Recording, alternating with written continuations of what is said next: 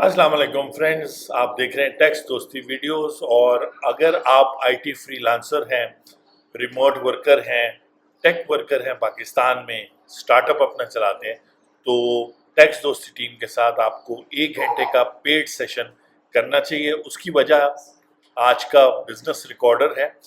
22 जून है 2024।